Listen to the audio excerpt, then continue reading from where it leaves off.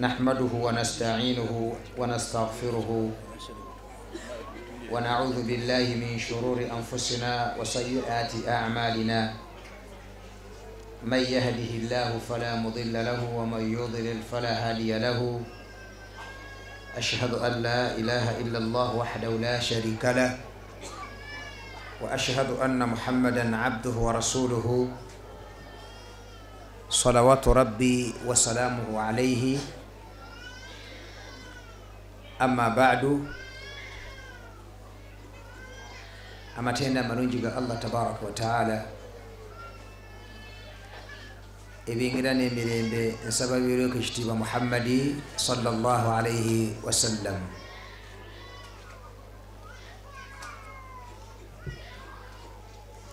Lunaku lwa leero lunaku lwa kiyongobero ddala. Mawulire gano ffenna abagafunye akadde ke twagafunyemu gabadde mawulire mazibu nnyo, era nasaasidde muganda wange ono Nyanzi ne muga nti embeera nga nkalubo ogenda kukola otya. Darusu yasuliddwamu. Okusulamu kitegeeza ki? Nti abayizi already muki weemuli. Bwe mubanga weemuli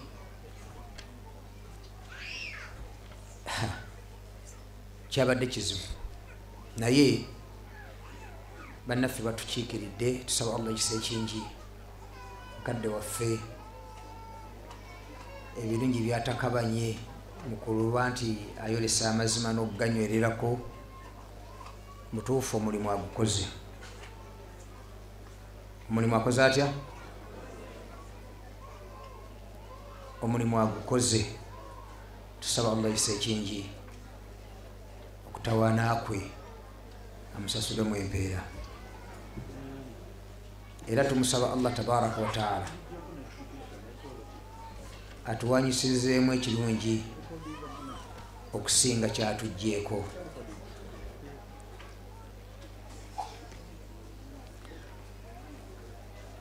Omusomo gwaffe okusinziira ku kuteesa kwe twateesamu ne muganda wange nga mmaze okufuna ebbaluwa, omusomo gwali mugazi, okunaaba n'esswala. ne muga nti kigambo nga kinene, at least wali nsimbidde empanyi nti ojja kuva wano paka wano. Akhiran ne mugamba nti njagenda n'ekintu eki ku bibiri londako, mbeere mu byakunaaba oba byakukola ki kusaala. Ntera kigamba abayizi naddala abasuumuuseeko ne bajja mu senior 3-4 n'ogenda waggulu nti ebitabo byonna ebigenda biwandiikibwa nga Al-Mughni kya Ibn Qudama, Nailul Awtar kya Imamu Shawkani n'ebirala, omusanga nga omusajja baba yawandiika ekitabo nga kya mujalladu 8, oyinza okusanga nga ku 8 esatu gyonna giri ku swala, balance asigaddewo n'agenda mu zaka, n'agenda mu swawumu, n'agenda mu jihaadi, n'agenda mu byobufumbo, n'agenda mu hijja. Kitegeeza nti singa bakuwa essaawa emu osomese ku kunaaba n'esswala, amazima gali nti ovaawo ng'abayizi obawadde andaki underdose. Anda so kiba kitegeeza nti baako specifically kyogenda okubaako osobole okukola ki okuggusa ensonga omuyizi aveewo nga at least ensangi alina kyeyakoze atya kyeyayize inshaallah. Era oluusi kyanguyirwa nammwe abasindika eno ebibuuzo taseeka yasomeseza kintu gundi naye kino saakoze ntya kati buli kimu bwengena nga nkikondako bukonyi era ebibuuzo bijja kukola ki kuyitirira kubanga buli kimu nkuwaddeko katiri netukkaanya nze njogere nsomese ku kigambo kimu kyokka kunaaba kuba kusinzira ku kyendaba omuwalimu aweebwa essaawa ki emu. So omusomo gwaffe nga bwe twakkaanya tigubeere ki balinga kigambo tayi era n'okunaaba sijja kunnyonnyola kawonvu na kagga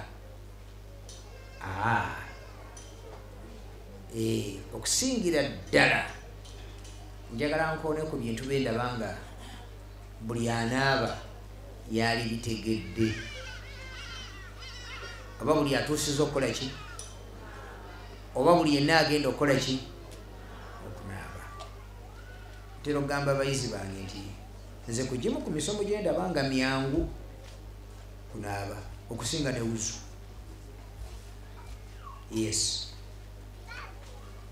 ndaba nga omusomo muki mwangu nnyo.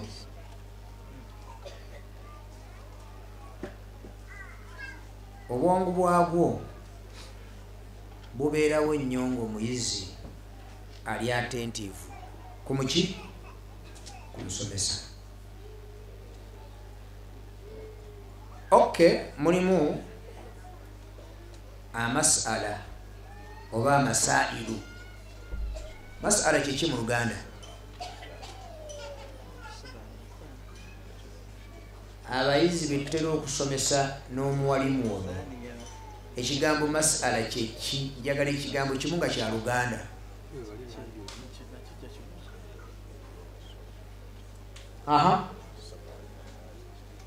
Amasala ajja tyagambye nti obujulizi kifu.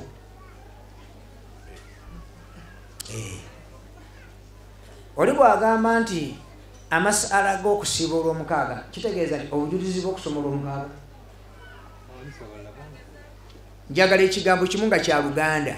Amasala ye mufrad ndikiriya jamu wa masala gabira masa kakati amasala kyeki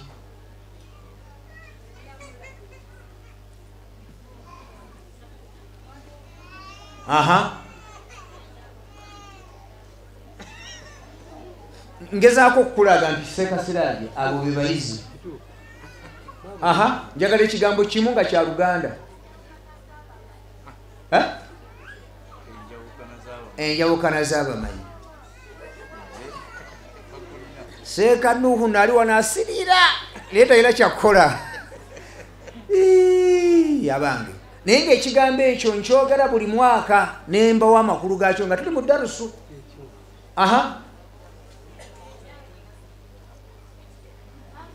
La ilaha illallah. Siwulira okunoonyereza munswazizza gwosembayo bwino.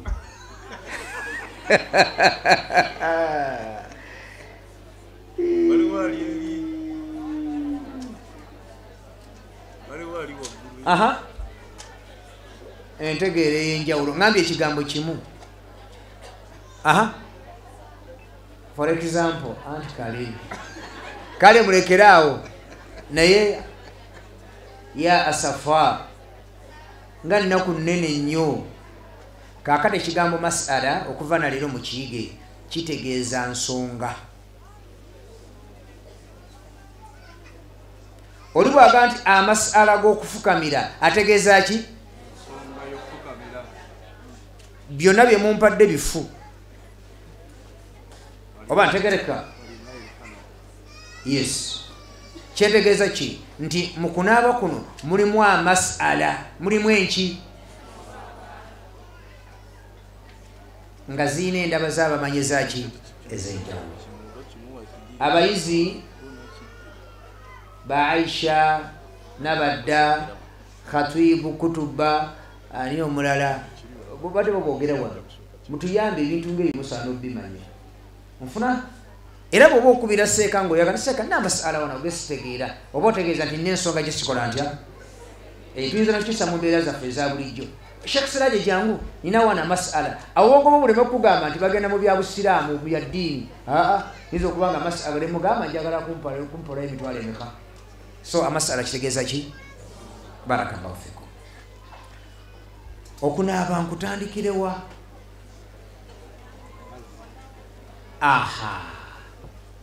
katandikire definition y'okunaaba. Okunaaba kyeki? Okunaaba kitegeeza kutobya mubiri. Munfuna? Omubiri kasita gutoba omuntu aba akoze atya? Tolaba abaana abo abato. Genda onaabe. Kasajja kano nekagenda kanaaba oba kazi kattu nekajja konna nga katintima obwongo bukugamba nti akoze atya? Alaabe. Onfuna? Bikhilaafi obutafaanagana okuna kufuna wuzu. Okufuna obuwuzu kuba kutoba naye bimu ku biyungo so si wenna. Munfuna? So buli muntu yenna gwe tugamba nti agenda kunaaba kiba kitegeeza nti engoye agenda zijjamu. Yenna yeyira amaki atobe. Seka nekyangwe enviri zisumulule ekyo kirala. Munfuna? Era obusiraamu ne bubanga tulina ennaaba za mirundi emeka? Ebiri. Eriyo okunaaba okwa aada okwembereza bulijjo. Ova kulima bugu mulingi simentegerekeka wakamala ennaku bbiri nga mu ddalasa kuva linagenda saafuna mukisa kukola ki naye okumpi ensanja awula omwannyinaze kangende nnaabeko. Okwo okunaaba kwa bulijjo si kwa ibaada. Okunaaba okwokubiri kwokwaki? Kwe kwa ibaada. Munfuna? Kitegeeza gwe omuntu andaba essaawa zino omusiraamu ennaaba za mirundi emeka? Okunaaba okusooka kwe kunaaba okwa bulijjo buli muntu yenna kwanaaba. Era okwo okwa bulijjo tekuyina mateeka busiraamu ge bukuwa. Waliwo abaga nti ngenda kunaabako kabazimbi. Anaaba atya? Eno yenna omusonyi gwamuyiikidde kasanda bako enkwawa khalasi. Kiba kikoze kitya? Omanyi haji tagenda kusula eno. Nze bwe njagala bwembeera n'osanga ennyumba nga yeneegegedde atalina mutawa anaabako muno n'agenda mu buki teri akugaana. Tutegeragana. Kaakati okunaaba kwe ŋŋenda kutugenda okulaba kwe kwa ibaada era nga kwawulwamu emirundi emeka? Eriyo okunaaba okw'obwetteeka wajibu n'okunaaba okwa sunna.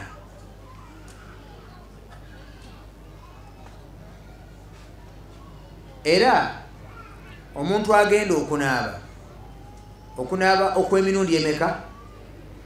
Enniya oteekeddwa okuba nayo osobola okufuna empeera z'okukola ki? Tetufuddeeyo kunaaba kwa farda enniya abeera nayo eyo bwatteeka oba kwaki? Kwa sunna. Okusobola okufunamu empeera enniya abeera nayo nti ŋŋenda kusaala yidi kammala okukola ki? Era Allah tabaraka wa ta'ala bw'anaaba akuwa empeera z'okunaaba za yidi ajja kufiira ddala eri mu kukola ki? Kino tukiyiga okuva na leero barakallahu fikum. Nebeebwa swala abamu yaafuna bufunyi wuzu olw'okuba agenda kukola atya?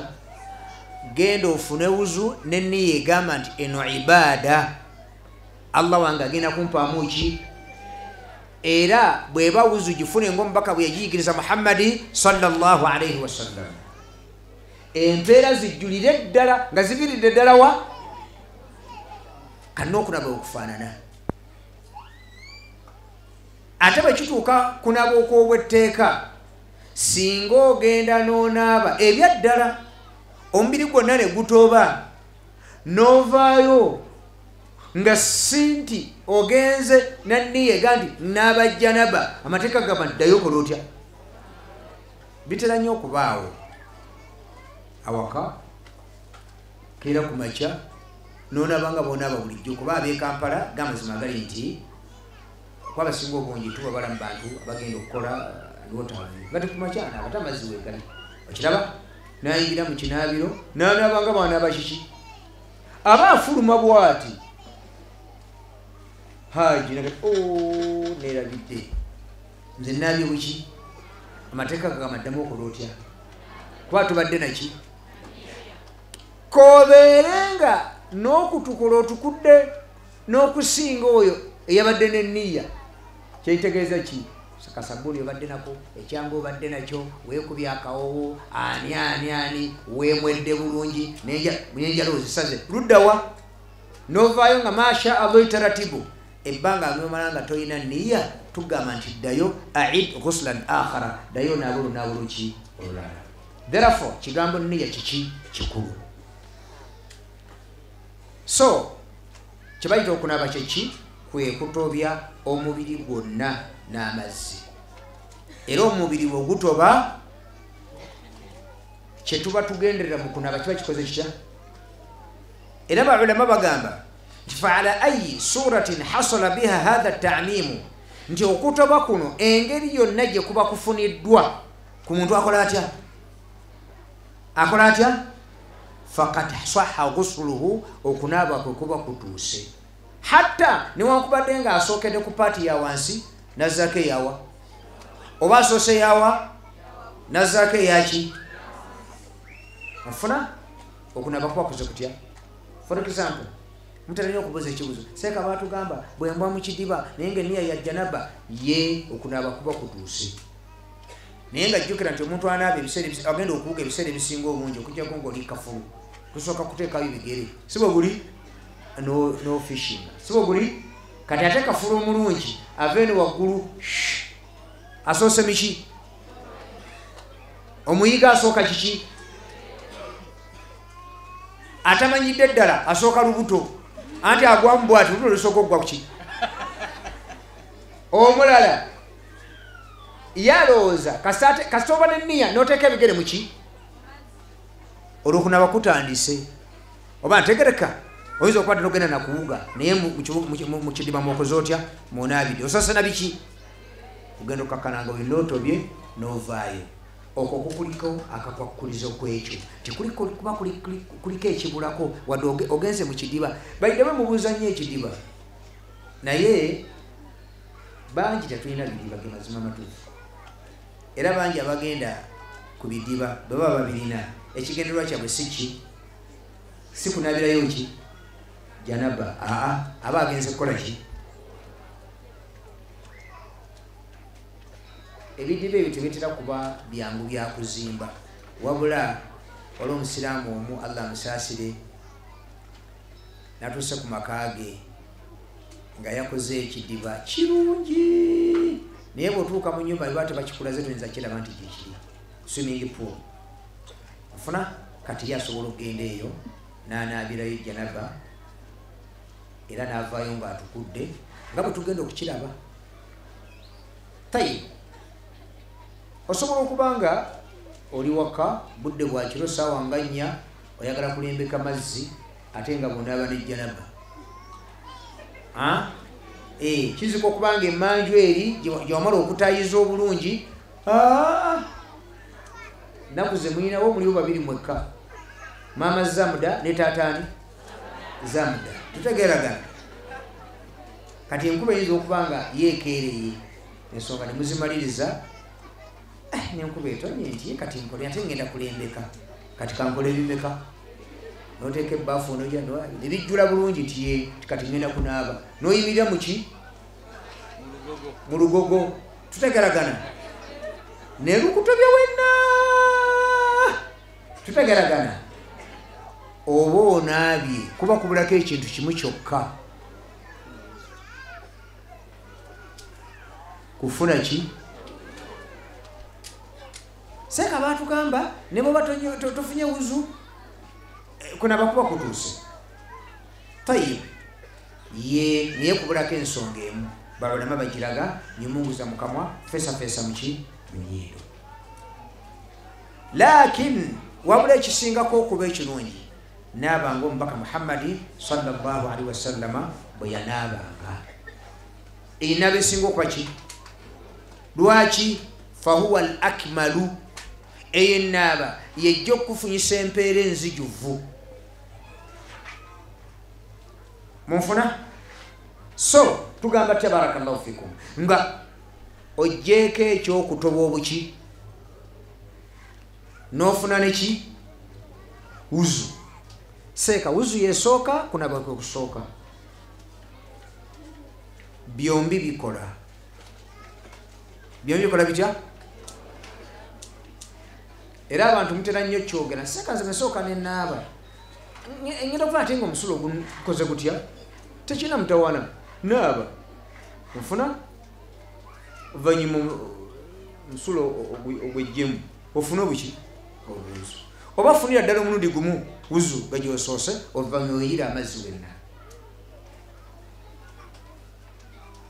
omubaka Muhammadi sallallahu alaihi wasallam mama wafu Aisha radiyallahu anha atuwa ennaba y'omubaka Muhammadi sallallahu alaihi wasallam hadithi gyengenda okuleeta teraga nti bw'oba tonaabye bwoti okunaaba tekukola kutya ffe kyetwagala mu kunaaba kwe sharia kwekubanja kwekakasanga bw'ovudde mu kinaabiro omubiri gwonna kukoze kutya tuyinza obutabuuza osoose eki osoose kunaaba oba kufuna wuzu osoose kufuna wuzu n'olyoka onaaba abaffe wuzu togifunye onaabye bunaabi omuntu yenna anaabye obunaabi nga tafunye eki etteeka limugamba nti aba akyabulako ekyokumunguza mukamwa n'okufeesafeesa muki mu nnyindo era ekyo bw'akikola n'anyimunguza mukamwa n'afeesafeesa ne mu nnyindo neyeeyira amazzi yenna tutegeragana ne bwasikattawo neyesiimula okunaabako okuba kutuusa naye tubakubiriza nnyo nti kirungi buli kye tukola kyonna priority tusoosowaze enkola omubaka yakikolanga Muhammadi sallallahu alaihi wasallam okunaaba tekulinga bw'olaba wuzu wuzu Kulaani nga bw'ogiraba yakulambika aya egamba eteerambika okufuna obuwuzu njagalayo omuntu omu abange mu Kulaani omwo mulimu wuzu sijja babuuza suula mweri kubanga olwo nalwo lutalo lw'amaanyi naye at least osobola okugitandikako egamba etya Suratul Maida egamba tandika mu aya genda tuterevu mu aya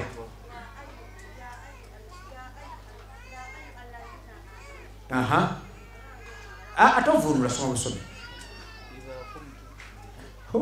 seeka muleke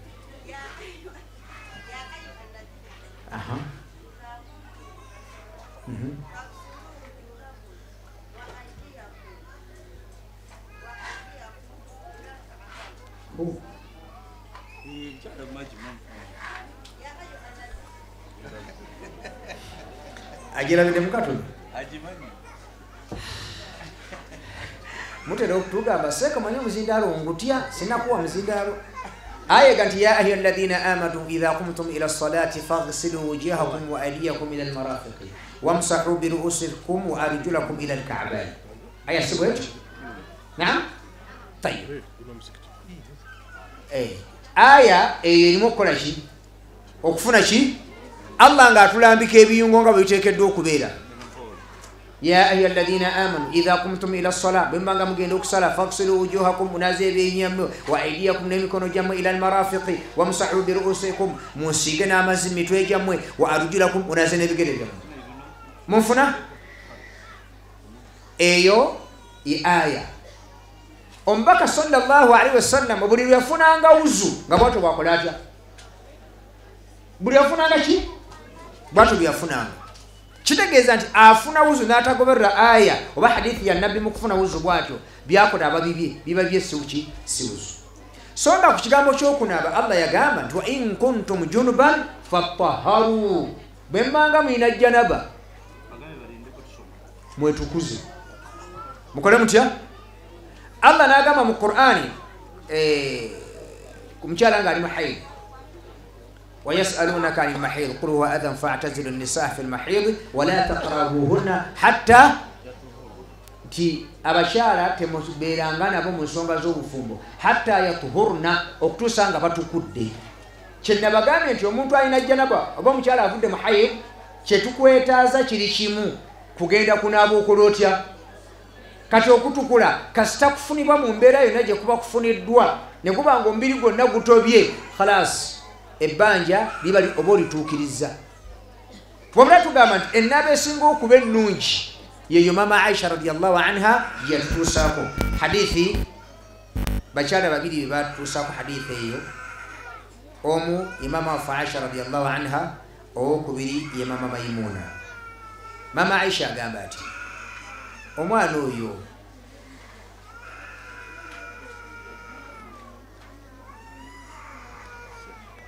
naam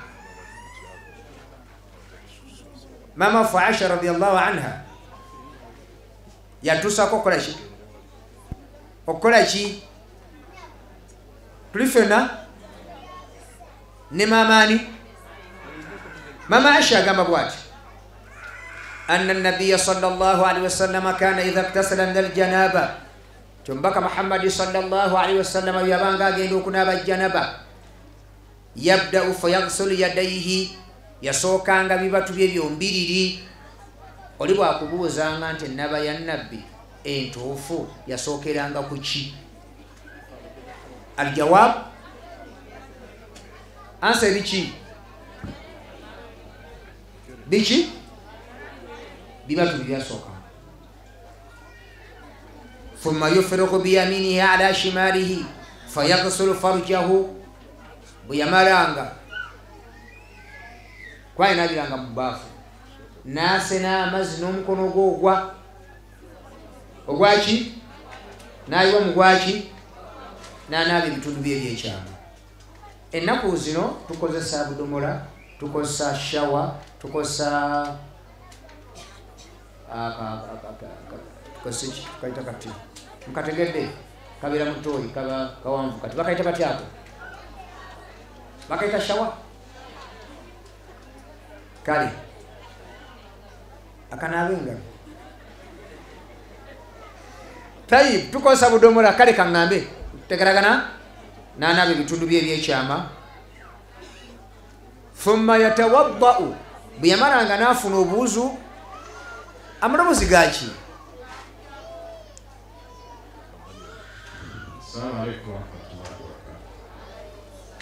Bendaget started off English to Bashir.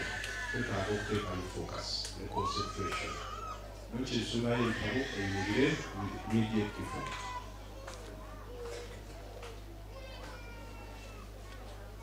Atera mukyayogera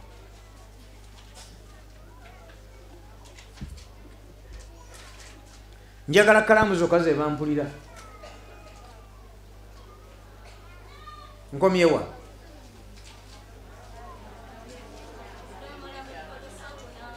edda nafuna wuzu nga gye tufuna nga tugenda okukola ki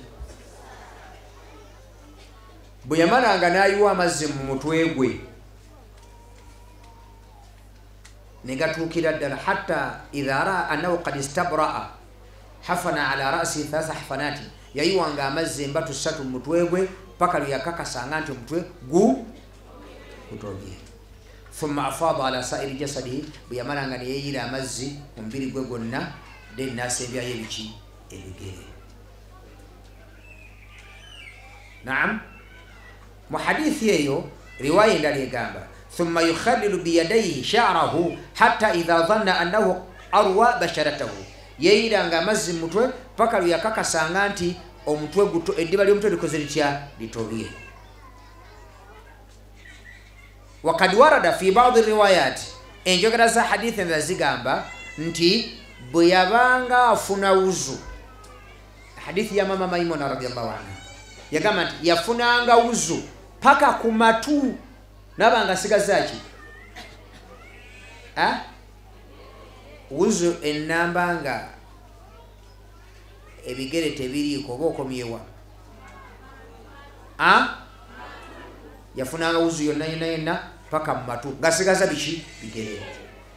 Nayiwa amazzi mutwe ne gutoba, yakasanga nga gutobye, nayiwa saidi eya ddyo, nayiwa ne saidi eyaki eya kkono, n'asembyayo ebiki ebigere.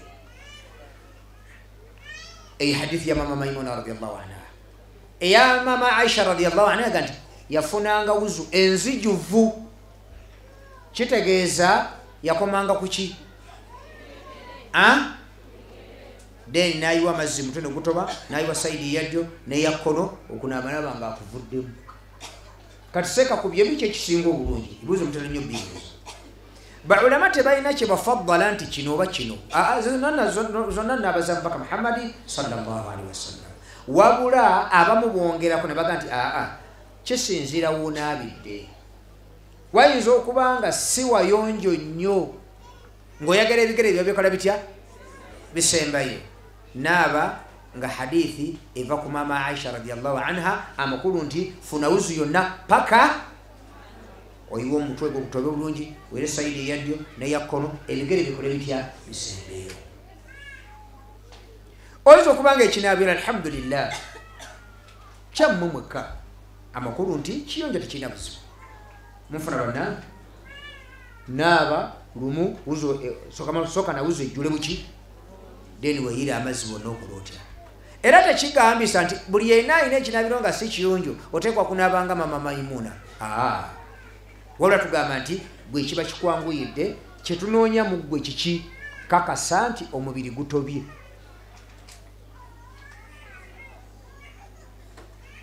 Naddala bwe kiba nti oyagala kunaabanga ani sallallahu alaihi wasallam. Naam, funa wuzu enzijuvu oba wuzu ekoma ku biki, oyiwa omutwe gwonna gutobe bulungi, saidi eya ddyo n'eya kkono, ebigole bikole bitya bisembeye. Tayib, ennaaba ezikubanja sabbuuni n'ekyangwe ziri ezi, kunaaba kwa haid n'okwa nifaasi. Ennaaba ezisigadde ez'obwetteeka nga batugenda okuzikoonako mufunze tezikubanja ki? Zikubanja kiki? Bintu ebi niya na mubiri kola ki? Tutegeragana. Ennaaba ezikubanja ekyangwe ziri mmeka? Bawulaba abamu bazigatta haidu nani?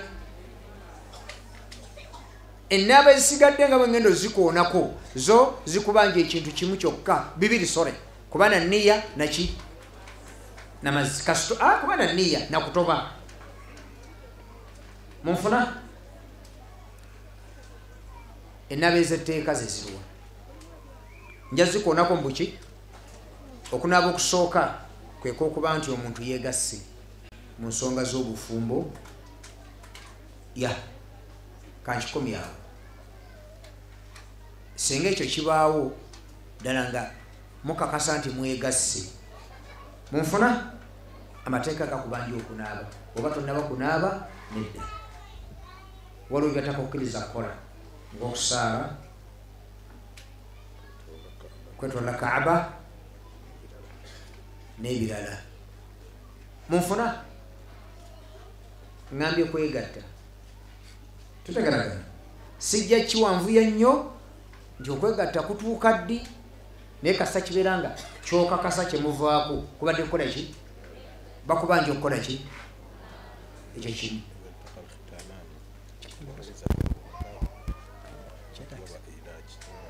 Okay, kale sheka nungamiza janaba ewera ddi munfuna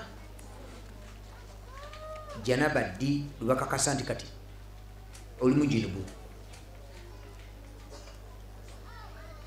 ombaka Muhammadi sallallahu alayhi wasallam yagamba ti idha jalasa baina sha'biha al-arba' thumma jahadaha faqad wajaba al-ghuslu singa omusajja aba n'omukyala n'agezaako okuba nti ekigendererwa kye kuba naye era n'aba naye okunaaba kuba kukoze kutya mwekyo tuba tutegeeza ki nti ayinza okukyagala ne kitaba oba ntegerekeka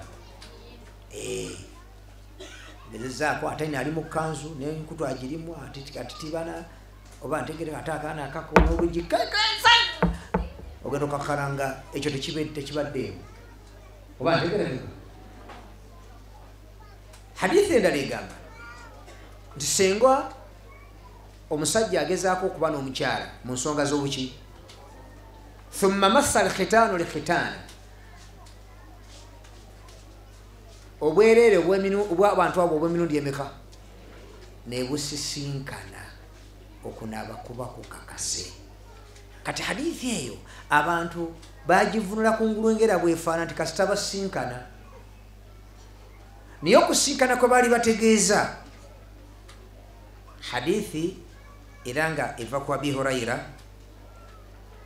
egamba idha ghabat almudawwira singa obwerere bw'omusajja entwe eggweera mu bwerere bw'omukyala okunaaba kuba kumaze okukola ki okukakata sijja kigenda wala nnyo naye janaba diruga nti kati eweze kwe kuba nti omutwe gw'obusajja bw'omusajja oba ntegerekeka buggweredde mu bwerere bw'omukyala singa ekyo tekituukikako janaba eba tennawira era babulama bongerako ne bagamba nti singa jamaa arrajulu almar'ata omusajja aba n'omukyala omwami omusajja ngambye omusajja sigambe mwami nkyogedde mu bugenderevu singa omusajja omuki aba n'omuki nkangambe mukazi tutegeragana lwaki nkyogedde bwentyo waliwo enjogera esomesa yagamba nti omuwulu talina bw'anaaba ate kati anaaba atya hadithi zigamba bafumbo kakiringa ekitegeeza nti abantu tebenda naye nga benda bw'oyenda oba naki kati tuli ku muntu afunye ejjanaba nga situfuddeeyo abaffe ejjanaba ya halaali oba yaki kati janaba ewera ddi ogambe nti kati minimum requirement ekisookerwako okukakasa nti janaba ogifunye mutwe gwa busajja bwa musajja kugwerera mu bwerere bwa mukyala kamilatan omutwe gwonna sawaun kyekimu omwami atuuse ku kyabadde ayagala oba takoze atya era bawulama ne bongerako ne bagamba nti hadithi ega nti idha jawaza singa hadithi endala egamba nti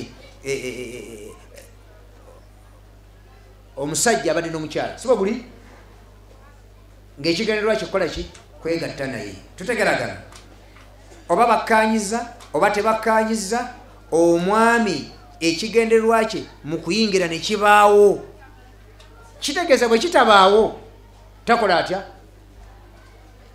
ku kino tugamba nti omusajja yenna abadde ayambuddemu engoye kasita atuuka ku mulyango n'akomaawo oba ntegerekeka olwo abantu benjogerako ntegeeza abatambadde munfuna bannange bwabaawo ensonga yonna ekulemeseza sijjajjira teba nsonga ki nekibaawo ekyo ensonga eri gyobadde weetaaga ne watabaawo okukola ki janaba eba tennawera yes kino kye bagamba nti wamassa alkhitaanu likhitaana obwerere ne busisinkana si kusinkana businkanyi buti wabula omukyala yena gye buva ne gye bugenda webagamba nti kale wewamutumisa erinnya nti webakomora tosobola kutuukawo omwami okujjako ng'omutwe gw'obusajja gukoze gutya gugwereddeyo. Ekyo bwe kitaba tekituukiddwako Janabi eba tennawera. Mu ngeri y'emu omusajja asobola okuba nga yeetaaga omukyala naye mu kutitibana wano n'avaamu amaki naye nga takoze atya. Omukyala ono amateeka gamugamba nti ye ayinza okunaaba ayinza obutanaaba era shariya temukakasaako kunaaba. Okunaaba kwetegeeza anabe yejjeko biri ebikoze bitya so si nti anaaba kiki lwaki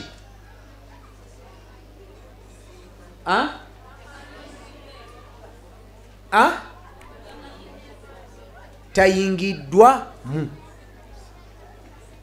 takoze atya. Agono ge mazima. Ekyokubiri balama bongerako nti singa omusajja aba n'omukyala mu ngeri y'okwezanyisa sinakuzanyisa but romancing lwakuba ekigambo ekyo oluganda olutuufu lukyambuzi okweteekateeka kale singa omwami agezaako okuteekateeka omuki omukyala munfuna n'atamuyingira kigero kiwera nki era ye n'akoma wano mu bisambi tutegeragana tuga nti gw'omusajja olw'okuba amazzi gakuvuddemu kola otya ye omukyala shariya temukakasaako okukola ki kunaaba agenda atawaze butawaza afune wuzuyo khalasa asaali Janabi eba tennakola etya tennawera wabula singa waayitawo munfuna bannange neyeteekateeka omwami omutwe negukola gutya negugwerayo awo tukugamba nti Janabi ekoze etya ekakase. Era mu mbeera bbiri omukyala amateeka tegamugamba nti ateekeddwa okunaaba. Embeera esooka kwe kubanga omwami abadde ayeetaaga ensonga n'agimalira bweru omukazi naaba nga talina kyakoze atya kyafunye omwami anaabe omusajja takola atya. Ekyokubiri singa omwami agezaako okuteekateeka omukyala naye bambi ayinza okusangibwa nga ebbugumu abadde ayina lingi mu ddakiika nga mu bbiri nakola atya nannyuka ngamba nga avuddemu amaki tugamba nti omukyala era mu mbeera ey'okubiri tateekakatibwako okukola ki kunaaba. Luza kati mutegedde omukyala addirwa anaaba nga ensonga ya Janabi ebaddewo ago ge mazima ge maki. Ekyokubiri ekinaabisa omuntu ekyo kitegerekese ye Janaba yeeyo. Ekyokubiri ekinaabisa omuntu kuvaamu maniyo maki amaniyo gasobola okuva mu muntu wadde talina mukyala kituufu oyinza okweroterera oyinza okubeera awo ne weekwatakwata ogenda okakana nga okoze otya oba ddi mbeera kyendala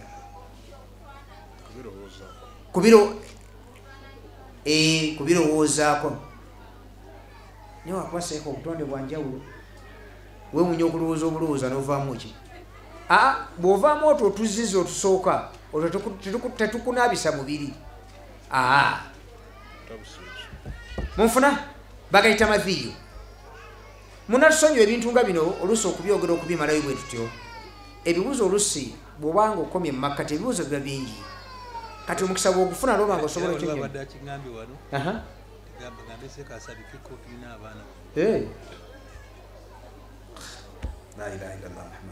kale singa omuntu afuna obwagazi obusooka n'avaamu otuki kati otuzizo zo tubaawo ng'olowoozezza koze otya n'okuba obufaananya ndootavi otwo tetukunaabisa mubiri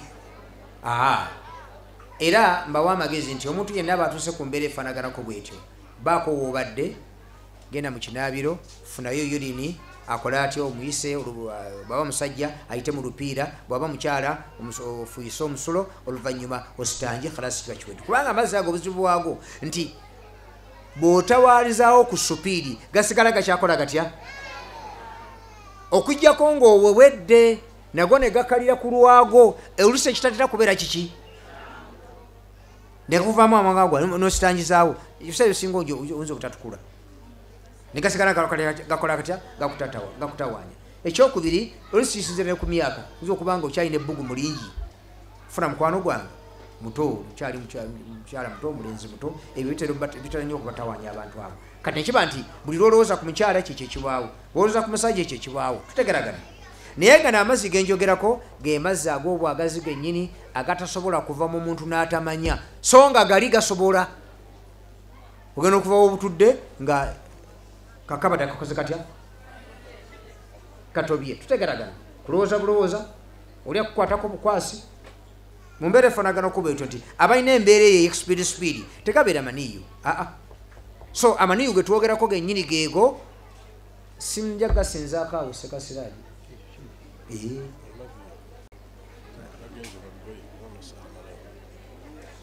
kaakati gali geŋŋambye amangu ago ag'okutoloka amangu ago gayinza nokuva mu notakola otya n'otamanya senga gagenda mu lugoye gabeera makyafu era okakatibwako okukola ki okunaazaawo gaba gagenze munfuna.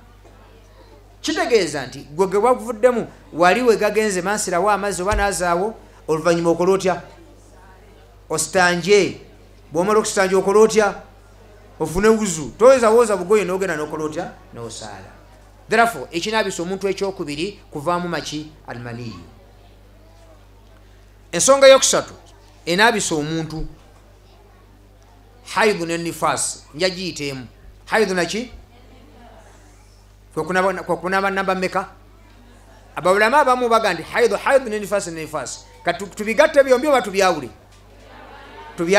So kunaaba okusooka kwegatta na musajja, kunaaba okwokubiri kuvaamu maniyo, kunaaba okwokusatu kuvaamu haidhu, kunaaba okwokuna kuvaamu nifaasi, okunaaba okwokutaano kufa. Kituufu si gwonaaba bakunaaza buki kujjako ng'ofunye embavu ezeenaaza naye bwe kitabo bwe kityo fe abasiraamu tuteeka okukola ki omufu yenna amateeka gamugamba tuteekwa mumunaaza ng'etteeka. Tutegeragana sijja bigenda nnyo wala then okunaaba okwalibadde okuddira okusembayo okunaaba ng'omuntu akoze atya asiramuse. Omubaka Muhammadi sallallahu alaihi wasallama basahaba babiri basiramuka. Omu ku bo bamuyita Thamamatu ibn Uthala yasiramuka faamarahu nabiyu nabbi n'alagira sallallahu alaihi wasallama n'agamba nti idhhabu bihi ila haiti bani fulani mumutwale ewagundi mu kisaakaate kyagundi famuruhu an yaktasira mumugamba akola atya yanaaba atya olowooza mumpe ansa. Owokubiri Qais ibn Asim yasiramuka nabbi n'amulagira agenda akola atya. Mbuuza ekibuuzo mulowooza baana aba batya? Wa alaikum salaam. Njagala kigambo kitono nnyo. Baana aba batya? Banaabanga bulijjo bwe banaaba. Tutegeragana nkize ngambye ntya kubanga ekigendwa mu kunaaba kyali kyosuubira. Omuntu yenna anaaba ne bwabeera matayo anaaba atya olowooza kutobya muki lwakuba nti waba talina byajja nabba tabimanyi byanifaasi tabimanyi oba ntegerekeka. Kati kitegeeza nabbi salama omusajja gwe agamba agenda anaabe yakimanya nti agenda kukola ki agenda kweyira mazzi yenna akola atya. Simple as that. Okunaaba kwe kwatuuka nabbi yasaba namusomesa kitegeeza nga bwabadde anaaba era bwagenda okukola ki. Tutegeragana kitegeeza n'omukyalo omusiraamu asiramuse ne bbaawe n'asiramuka oba abadde asiramuse leero enkeera ne bakola ki ne bafuna omwami kati bannange naabe ntya oba ntegereka esooka sooka omugumye omugaa nti ogenda kunaabanga bw'onaaba bulijjo number 1 wabula nti funa ki simentegerekeka naabe ntya kadde hajjati naabanga bw'obadde onaaba kiki wabula wuzuzu gy'oba osooka omusomesa oluvannyuma mugambe nti naye bw'onaaba otuuse mu kinaabiro eyo nti ng'omaze okunaaba wenna funa ki oba sooka naki oluvannyuma okola otya onaabe. Tutegeragana kati seeka ate enviiri ago masala malala tutegeragana ago masala maki omubaka Muhammadi sallallahu alayhi wasallam tugambye yanaabanga atya yasookanga mibatu byo mbiriri n'anaaba ebitundu bye ebyekyama n'afuna wuzu nga gy'ofuna ng'ogenda okukola ki n'ayiwa amazzi mu mutwe ne gutoba buki noono omukyala asira musereka kukalubya mbeera ye mugambe nti olina enviiri nti ye ziwemu amazzi kola zitya kuba kyakubuuza kyekyajja nabba oba ntegerekeka iwa amazzi mutwe gutobe bulungi tutegeragana weeyire ku sayidi ye yaddyo n'eya kkono okakasa nti wenna otobye bulungi Fatuma ojja kuba omaze okunaaba munfuna olwo omugamba ogwo okunaaba kw'omugamba bw'otyo kwanaba kwa janaba oba yegasse na mwami oba yeerooteredde tutegeragana then okunaaba okusembayo kwe kunaaba kw'olwokutaano okunaaba okwo okw'olwokutaano okw'ejjuma sole waliwo ulama era mwali mukiwuliddeko nti okunaaba okwo kwa sunna naam tayiba barakallahu fikum gurupu nene ey'abamanyi egamba ekyo naye hadithi emala eggobe mu kibya eryeki oba ziryazi egamba bweti omubaka yagamba sallallahu alayhi wasallam ti ghusulu yaumi ljumua okunaaba ku lunaku lw'ejjuma wajibun ala kulli muhtalimin teeka ku buli muntu yenna akuze kyentegeeza avunaanyizibwa mu mateeka g'eddiini nti bw'atasala afuna muki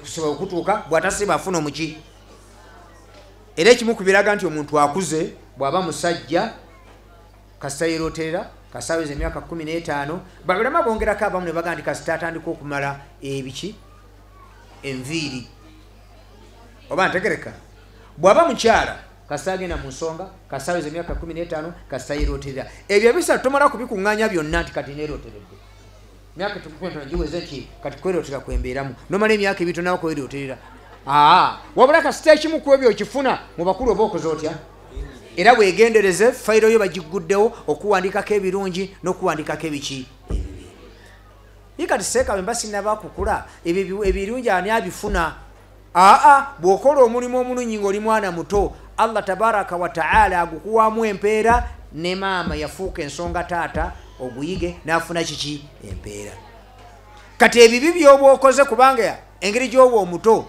peer influence obutamanya okugattagatta ebintu Allah nabanga tebikuwandiikibwako oba ntegereka wabulanga buvunaanyizibwa bwa taata tibwakulaba ng'okoze ekikyamu akwataka ki tobulanga omubaka yagamba sallallahu alaihi wasallam tumurru awladakum bisola abaana mubalagire okusala nga balina emyaka 7 mukwate ekaggo nga bayizizza emyaka emeka kati kiba kitegeeza nti senga oweza emyaka 15 taata ataana kukubako atya nkuba yekkuba sibwe guli olwo buli sola gy'oba tosadde ofuna omuki omusango taata buli lwosala afuna kiki empeera so nabbi yagamba sallallahu alaihi wasallam kyokunaaba ku lunaku lw'ejjuma wajibun teeka ala kulli muhtalimin ku buli muntu yenna akoze atya akuze hadithi tolina ngeri gyoyinza kikola ki esangibwawa gisange mu Bukhari namba yayo 895 ne 844 hadithi endala era nga nayo makulu gegamu omubaka yagamba sallallahu alaihi wasallam aiva ku ibn Umar eriva ku Abu Sa'id eriva ku ibn Umar yagamba nti omubaka yagamba sallallahu alaihi wasallam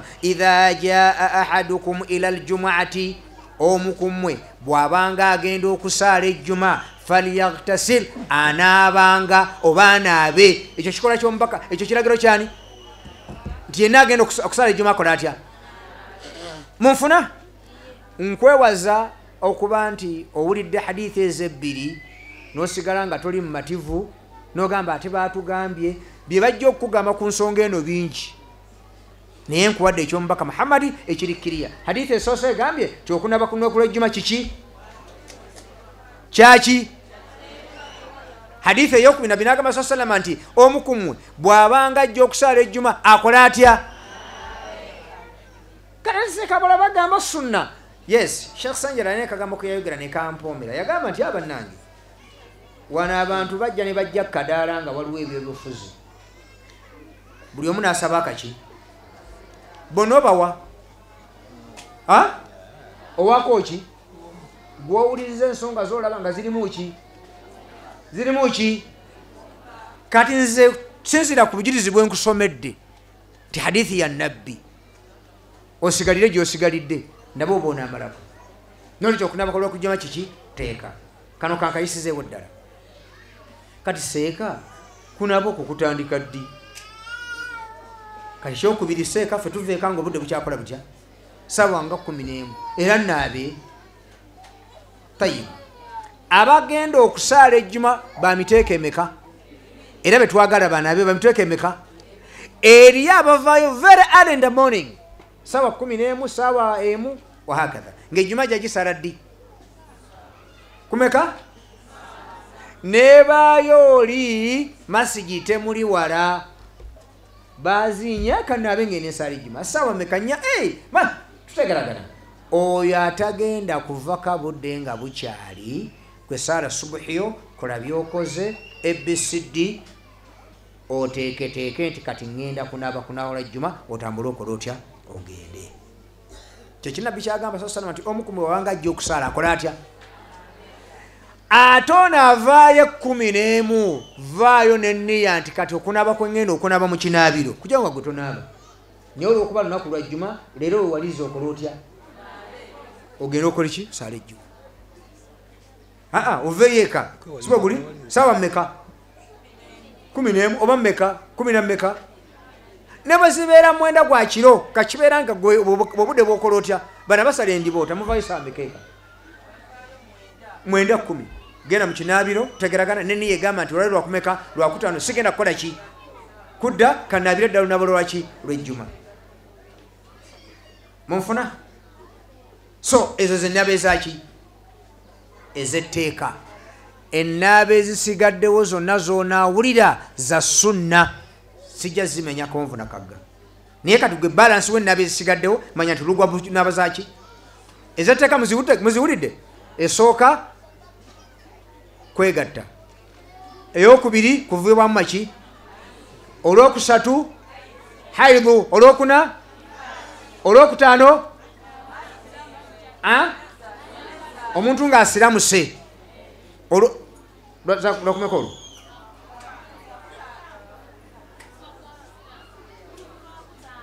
mpola okwegatta okuvaamu amaniyu haidhu nifaasi kufa kusiramuka n'olunaku olwokumeka zenaba mmeka bw'ogatta ebibiri haidhu ne nifaasi n'oluyita lubala lunaaba lumu zibe naba mmeka kati ennaaba ezakyeyagalire ezisigaddewo zonna ezo za sunna omwana adamu waddembe okuzinaaba oba obutazinaaba naye ng'okuzinaaba kyekikola kitya nga lunaaba ki okunaaba ng'onaazizza omufu munfuna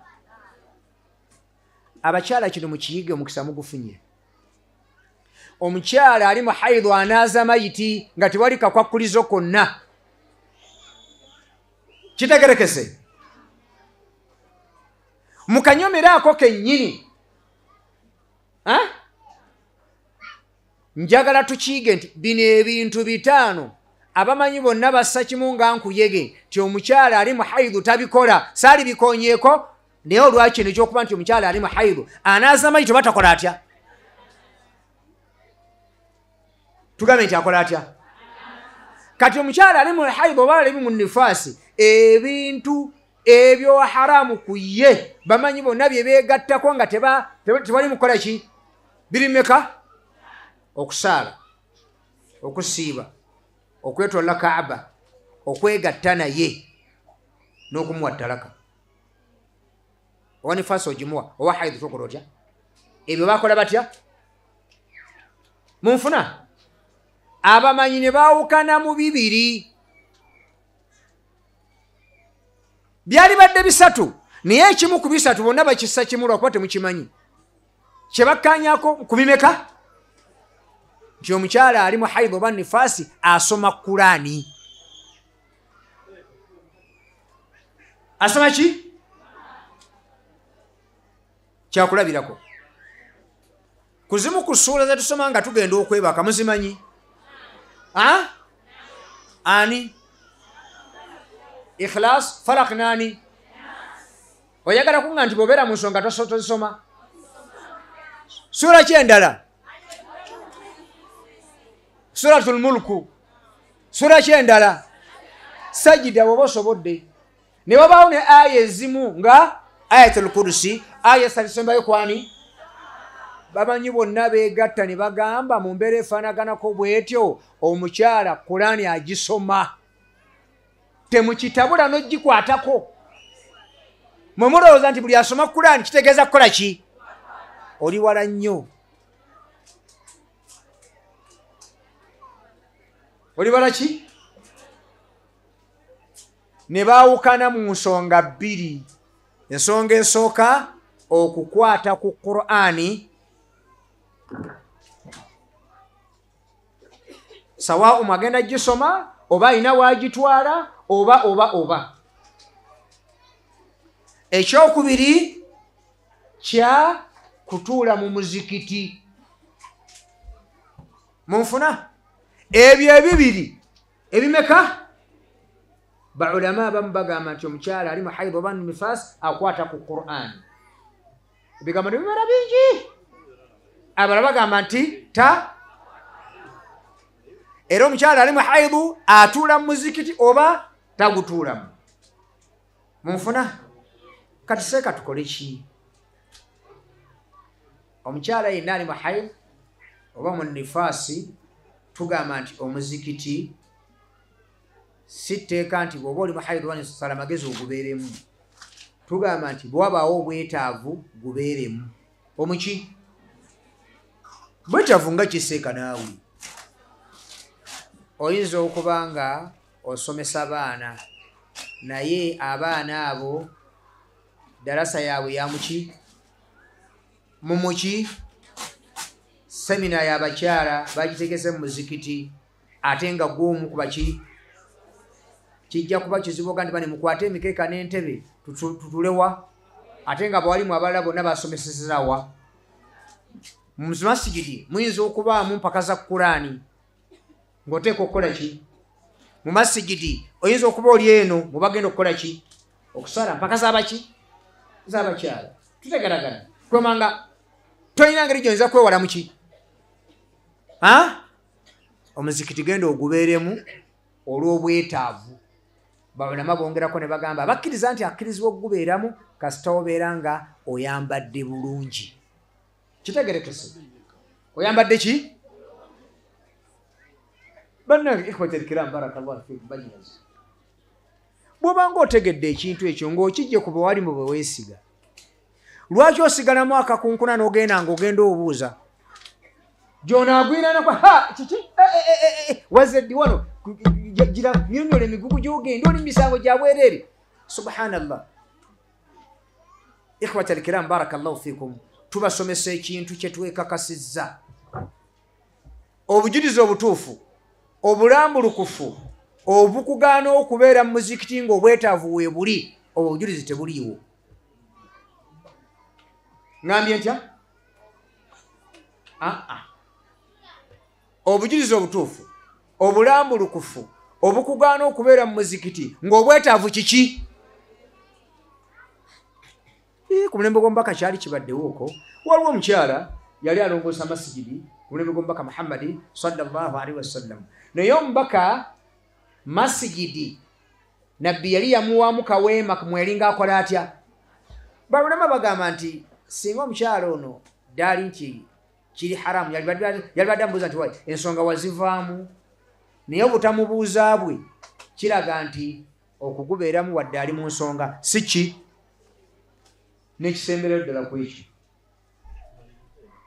yenna awulira nga si mumativu ng'ali mu nsonga ng'agenze mu muzikiti tiryakugambye nti kola otya simple as that kyaseeka wadde wakikkiriza naye mpulira am not myself please sukira mutawaana kuba sinnagambako nti wallahi bw'oba oli mu nsonga sala amagezi ogendeko muki mwawuddeko nga nkyogera ekyokukwata ku Qur'an era Qur'an siina gwe ŋŋamba nti oteekwa ogikwatako tallahi billahi ng'oli mu nsonga wabula tugamba nti senga wabaawo buki ogisanze egudde abakyafu masigiri muliro gukutteyo oli mukyala bana bali mugenda mu mpaka za Kurani oyinza n'okulinnya nnyonyi mugenda Dubai bakuba nti ebyeyo bajja muki mu mutwe naye wano e Uganda tukyali nti bikula juzu 3 oba ntegerekeka tolina ngeri gyojja kukola ebyo byonna ng'oli mu nsonga okuggyako ng'ebintu ogenda bivamu buki sekanyanze mutunulya naye saagala muwagazaaki bano bakutunuulidde kye ŋŋamba tuula wansi gy'oba obikolera munfuna bannange nziramu nti omukyala yenna ali mu haid oba mu nifaasi ebintu ebibiri okukwata ku Kurani n'okutula mu kiki oba ntegerekeka si yabuwaze ku ggwe ali mu haid oba nifaasi wabula niidi senga ekola etya niidi esinziira lwaki oyagala okukwata ku Kurani tati seeka munange mali ennaku 7 naye nina omurajaa n'akola ntya oba ntegerekeka obujulizi obutuufu obulambulukufu obugamba nti gikwatako ofuna omusango bo tebukola butya tebuliyo wabula bw'owulira nga tiryakukase gikole ki ate bw'osanga akimatidde nti nsobola okubeera mu muzikiti ayeka lume kubeera luki munfuna bannange kale ekyo nkirese kulaga kinti enaabeeza sunna ze zino wammanga okunaabanga onaaziza omufu si tteeka olwaddembe okunaaba obutakola ki okunaaba okwokubiri okunaaba kwa yidi emmeka 2 okunaaba okwokusatu zinnaabinaliza nga abantu bagenze Makka mugenda okwambala hiramu nabaza sunna kunaaba okulala kwekwa mukyala w'ekyalaalo mateeka gamugamba nti afune buzu buli swala oba anaabe buli swala bw'aba alemeddwa agatte naaba 2 ku swala agatte naaba 1 ku swala mmeka dhuhuri na asiri lubeere luki lunaaba magrib neisha lubeere luki lunaaba then n'okunaaba okulala kwe kunaaba nga omuntu abadde n'omuntu we naaba nga ayagala abiddemu in between yawo amateeka gamukkiriza akola atya anaabe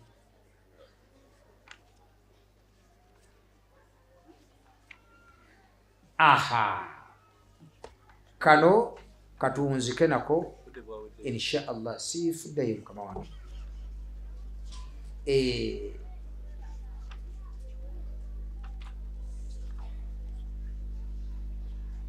ennaaba zonna nga bwe nzibagambye zifaanagana olw'ejjuma olwa janaba muntu asiramuse oba ntegerekeka ezinaba kiki okujjako okunaaba okwa janaba okwa haidu n'ennifaasi omubaka Muhammadi sallallahu alaihi wasallam ayina byakwogerako yagamba nti taakhudhu ihdakunna ma'aha omukyala agenda okunaaba haidu oba nifaasi afuna amaki amazzi wa sidrataha hadithi yini eva ku Asma agamba sa'altu nabiya sallallahu alaihi wasallam an ghusl al-mahidi nembuuza nti ya rasulallah omukyala agenda okunaaba haidu akola atya nabbi naga nti taakhudhu ihdakunna ma'aha funa amazzi wa sidrataha ne sidiri bamukozesanga mu kunaaba nga bw'olaba sabbuuni omukyala n'agenda mu kinaabiro neyetukuza bulungi oba ntegerekeka n'ayiwa amazzi ala rasiha mu muki anaaba kyolo anaaba ki fatadulukuhu dalkan shadida omutwe n'agukuuta ki nnyo paka lwakakasa nti amazzi gatuuse ku ddiba ly'omuki thumma tasubbu alaiha alma bwamala neyeeyira amazzi yenna sayidi eyaddyo neyaki neyakono jjukira omuntu gwe tugamba bwe tuti eitha yasoose okufuna ki oba wuzi yakoze etya oba bino byonna abikoze omukutu agukugusa bulungi nnyo yakusa sayidi eyaddyo neyakono bwamaliriza nanyumunguza muki n'ava mu kiki abaatukudde why abaatukudde olw'ensonga nti ebintu bibiri abamaze obikola bakali 3 ekisooka omubiri gwonna agutobezza ekyokubiri yeekuuse ekyokusatu enniya agirina n'ekyesembayo anyimuguza mukama ne muki ne munyindo oba afunye eki bwamala mukyala Nabi sallallahu yamugamba afuneyo akawero akateeka ku kalifuwa akayise mu kifo kiri ekifuuse ensonga akola atya. Mukyala nabuuza nti akola atya? Ko nabbi nti akwata akawero alitukuze nako. Nabbi nekimulemerera okukola ki? Aisha namukwata namuzza wabbali namugamba nti tattabiina athara ddami, akawero kono kayise wali awabadde ensonga, abadde omusaayi. Ekigambo kino ekyakawo abantu bakiinamu embeera, bakiya kawo akamulimu abamu abalina allergy nga tayinza kweteekawo kalifuwa n'akamu n'akeddagala oba n'ebizigo ebimu. Kino si kyabuwaze, bwe kiba kikukolera please do it, bwe kiba tekikukolera kiveeko. Munfuna tayib n'abuuzibwa ku kyajjanaba, nabbi n'agamba nti afune amazzi yeetukuze, ayiwa amazzi mu mutwe gutuuke muki, amazzi gatuuke muki gatuuka ku ddiba lyaki, kalaasi okunaba kuba kuwe. Kati nabanga kigambo okunaba bannange ndabanga ekyangu, naye lwaki mukikalubya oba lwaki mulowooza nti kizibu? Lwakuba nti oluusi temufaayo kintu nga kino, oluusi kiyiga kyonna mu bulambala bwamba waakyo okuva gye kitandikira paka gye kikola kitya gye kikoma. Sheekhe wange aŋŋambye nti akadde kagenzi ekituufu. Kaakati waliwo wano ekigambo eky'enviiri zisumulula, nzisumulule sizisumulula. Naam, era nakyo sijja kirwako nnyo. Ennaaba zonna nga si haidha oba nifaasi munfuna teryakubanja kusumulula nviiri kasita amazzi gatuuka ku ddiba ly'omuki ly'omutwe.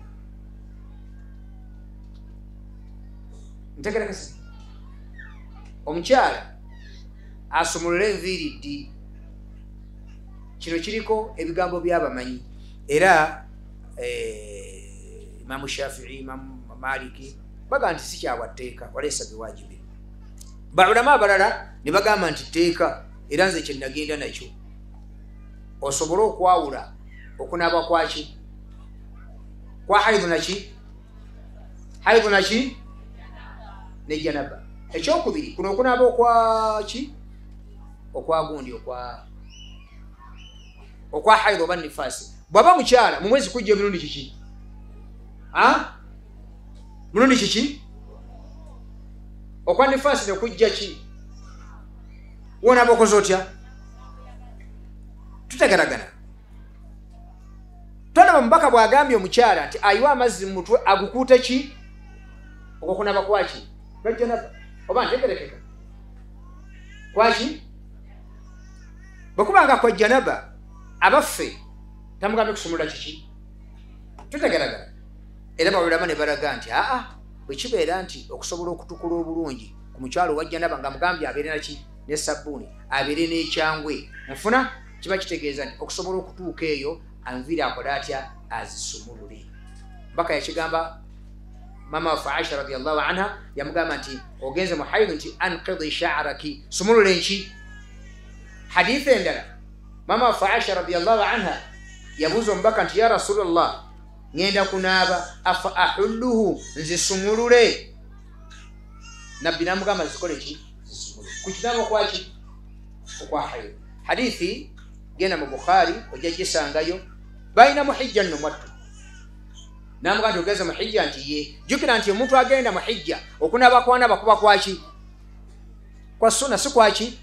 Naye nabbi amugambye akole atya? Enviiri azikola atya? Azisumulule. Kati ate okuno okwa haidhu oba nifaasi olaba nga kuba kuzito nnyo kubanga kwaki? Kwa farudha kwaki? Therefore tugamba nti omukyala ali mu haidhu okusobola okwawula ennaaba ebbiri kuno kwa janaba olwokuba nti ate kukuddiringana ku makya, olweggulo, mutuntu, ku maani, lwakubiri, lwakusatu okuba tekulina buzibu. Siba buli any time is still what time tosobola kugamba nti okimukako ekyokuba nti anaaba buli lwafunye janaba kijja mukalubira. Kiye ekijja omulundi ogumu nobanga enviiri zisumulula amazzi gasobole okutuuka ku ddiba lyaki ly'omutwe. Era ekyo musigadde mukyakibuuza Sekagundi yagamba sikirinako buzibu bw'obanga kigambo ky'omatidde n'ekyo kyensaagala kutawaanya kuba nti nagwe ensomeseza kitegedde ayino yagala omugalangatanya nga naawe kennyini obujulizi bwogenda okuleeta obugamba tazisumula tokola otya. Waliwo sahabi eyatamwa gwe banyumiza maama Aisha alagira abakyala okusumulula enviiri n'abuuza nti abagamba okusumulula enviiri nga baana abajanaba tatuuse kubagamba kola ki kuzisalirako ddala. Nze nanaaba n'omubaka Muhammadi sallallahu alaihi wasallama mu njogera y'amangu omulundi ogutali kiki ng'anaaba kiki talina kye yaŋŋamba okuggyako okuŋŋamba okuyiwa amazzi muki mu mutwe. Kitegeeza janaba enviiri tozisumulula bw'aba haidu enviiri zikole ki. Kiri kyamubuuzizza nti ya Rasulullah ngenda kunaaba enviiri nzisumulule, kiba kitegeeza nti mugongo bwe yali amanyi nti nga bwazisumula ku ki haidu naki ne ku janaba akola atya. Nabbi namuga nti tokola otya wabula yiwa wiyimaze muki mu mutwe. Nam abaffe singa mba nenaaba bbiri ezeewa etteeka nzikirizibwa okugatta enniya kyekimu ku bye mbadde njagala okusembyayo sheekhe wange. Yes, buno bukulu seeka mu kunaaba nyamba muguse. Akasooka nti idha jitama ghuslu haidhin wa ghuslu janabatin, senga okunaaba kwa janaba kwegatta n'okwaki n'okwa haid oba okwejjuma ne kwegatta n'okwaki yengezo ziba nyingi nnyo. Au nahwi dhalik baulama balaba era nga bakkiriza kiyajibu bagamba nti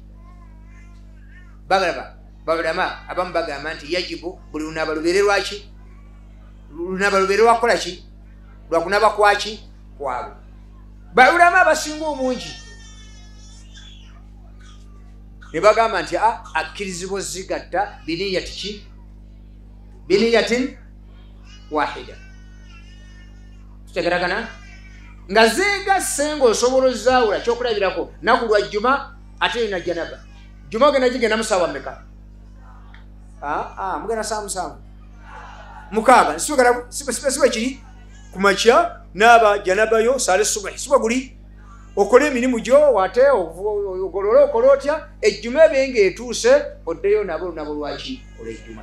Anaavaayo omulundi ogumu essaawa 11 kuba kijjako kalubirira osooka onaaba nabo ojje mu kibuga oddeyo eka akola otya oba onaabire ku muki leegatta enniya bbiri obusiraamu bukwanguyiza onaaba lunaba luki.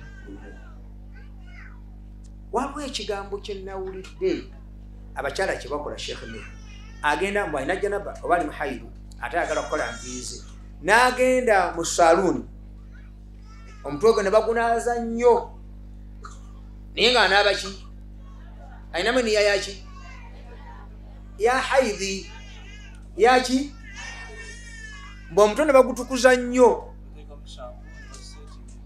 ne basetinga bulungi enki ne bamuzza mu mmotoka n'agenda eka n'anaaba balansi w'omubiri.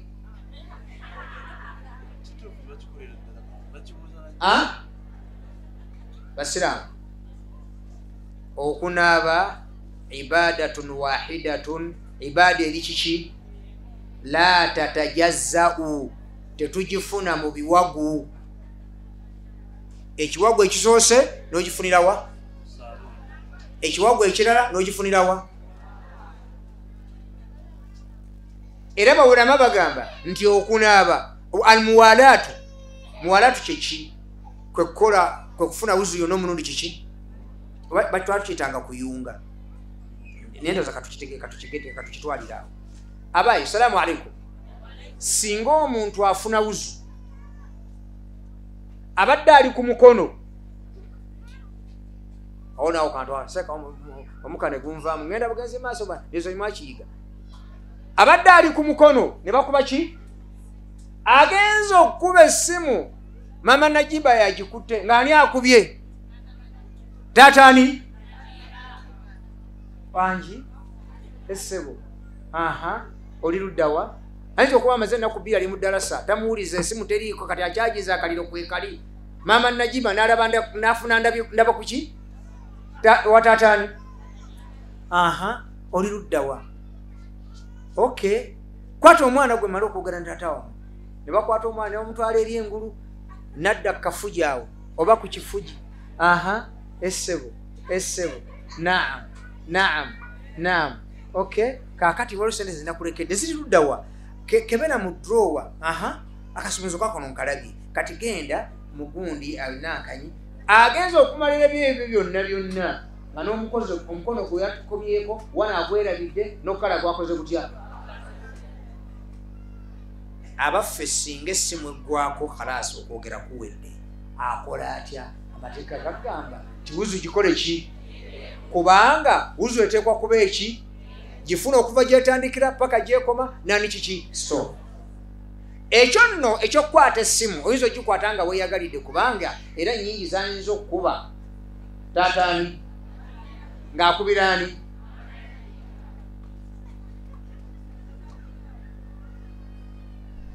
aliyenna agizaawo nga alimu ne naadaabu mama simu ngaevuga ojagazaaki kubanga akubye akola atya kati okukwata essimu bukwagala kwo obadde osobola okumala okufuna obuwuzu n'okwata ki okuggyako ng'ekigikusazisizzaamu kirina akakwate naki ne wuzu kyakulabirako oli ku taapu ofunye wuzu obadde oli ku mukono ne gakola gatya wuzu ya wano nagirabyawo eri waggulu eri oba eri wansi mukazi wattu nodduka emisinde ogenza okutuuka ku taapu yawa nga gye gasoose okukola ki kati nkozi ntya mama ni mu doomu balina doomu wano doomu nti ate aga doomu nti amazzi ge nakuwadde jjo nagajje mu kidomola wano kati alina amazzi ali wabiri wansi wali oba ntegerekeka oba si kyekyo mukazi wattu oli muzibe mazzi bagakuwadde oba ntegerekeka ente ebadde eyitawo bweti omuguwa gwayo akadoomona ne kagakuba n'oganoonya bwoti mukazi wattu muzibe jjajja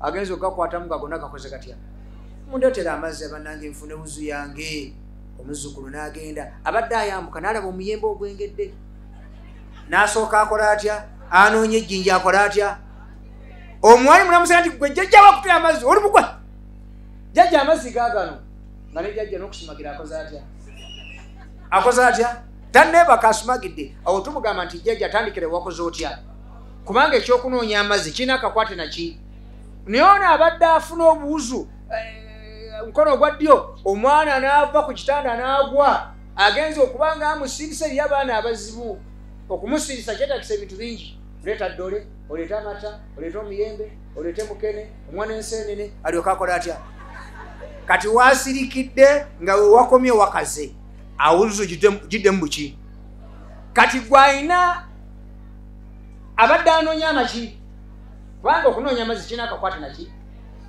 tandikira ku kingo kyewakomyeko noza mu byawudde ekyokunaba kyendiko kati omukyala afunye wuzu abadde anaba haid n'anaaba omutwe gwonna gwonna ng'ali mu saabuuni atuuka waka nga yakaze nadda ddala mutuufu kuba kunaba kyoko first of enviira zeegendereza ayinza n'okutandikira mu mabeere n'atudwa wansi olw'ensonga enviiri tayagala zikola ki mwanyinazi barakallahu fiikum ebyo byonaaba onaaba bibyo era eswala zogenda okutta otazizo era ne mukabbuli ogenda kubuuzibwa kiki therefore naabo olunaaba lw'obusiraamu wenna otobe bulungi okunaaba kubeere kuki leka kukuwagula okiwagwa ekimu kibeerewa ekyokunaaba kwokubiri kubeerewa barakallahu fiikum wanafaa bikum wakathara llahu min amthalikum okuziika omukaafiiri nokola ki n'okunaaza ki n'abaza kyeyagalire sizaabwaki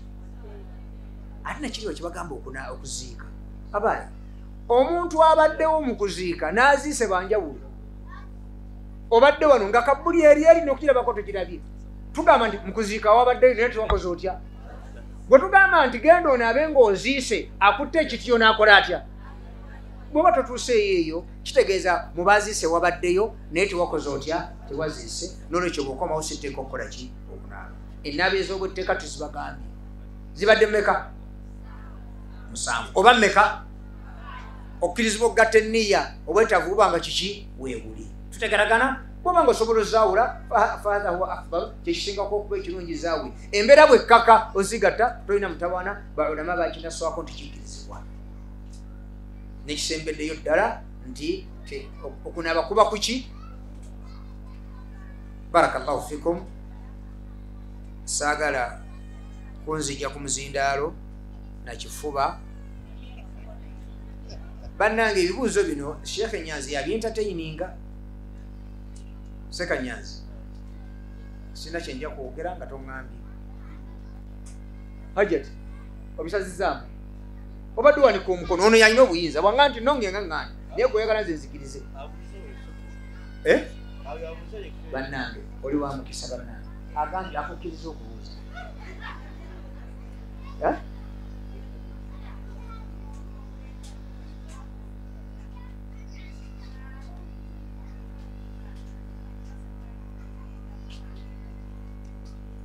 naaba oli okirenyuunabi khalas olunaku owa tonnalutuukamu tonaaba lwakusatu olwokuba ogenda kusimbula tolina wogenda kunaabira okusoboza kutemusiramu temukubanja oba lebedde wonaabira tobuzaamu nakuba baleka mbuzeemu ekibuuzo singa omuntu anaaba lwakutaano tugambe nti lwa tteeka singa aba tanaabye afuna omusangwe eswala bwagisaala etuuka munfuna bannange tutunulira kirimulemeseza kunaaba tamanyi eswala yentuufu amanyi naye tayo anaabira eswala yeki afune funyu ki tutegeragana waliwo okusatwa bamugambye okunaaba kwa sunna khalas talina musango kuba kibakoze batya kibamusomeseza tuza tutegeraganya maana barakallahu سبحانك اللهم وبحمدك أشهد أن لا إله إلا أنت نستغفرك ونتوب إليك وصلى اللهم على محمد وعلى آله وصحبه وسلم والحمد لله رب العالمين.